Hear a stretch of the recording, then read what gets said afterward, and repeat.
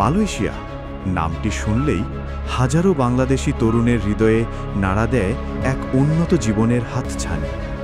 ভালো বেতনে চাকরি, পরিবারের মুখে হাসি ফোটানোর স্বপ্ন।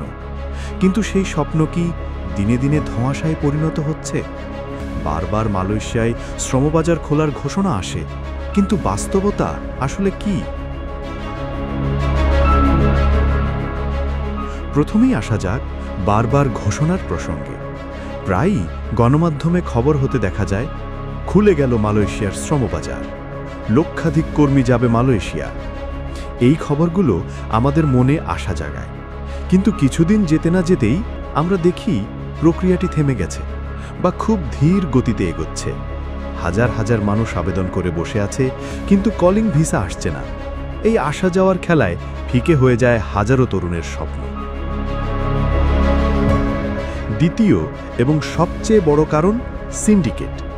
অভিযোগ আছে একটি প্রভাবশালী চক্র বা সিন্ডিকেট পুরো প্রক্রিয়াটিকে নিয়ন্ত্রণ করে।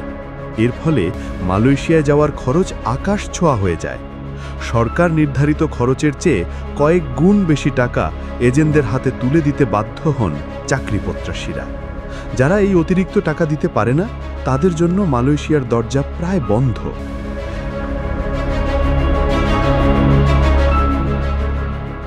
এবার আসা যাক তৃতীয় কারণে, তথ্যের অভাব এবং স্বচ্ছতার ঘাটতি।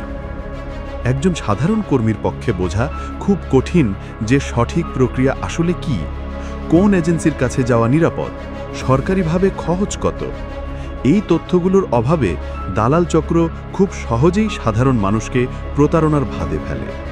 জমি বিক্রি করে, ধার দেনা করে সর্বশান্ত হওয়া মানুষের গল্প এখন আর নতুন কিছু নয়। অনেক সময় বৈধ ভিসায় গিয়েও অনেকে হয়ে যাচ্ছেন অবৈধ। এই ধোঁয়াশার কারণে মালয়েশিয়ার শ্রমবাজার এখন আর আগের মতো স্বপ্নের ঠিকানা নেই, বরং অনেকের কাছে এটি এক আতঙ্কের নাম হয়ে দাঁড়িয়েছে। যেখানে স্বচ্ছতা নেই, সেখানে ঝুঁকি অনেক বেশি।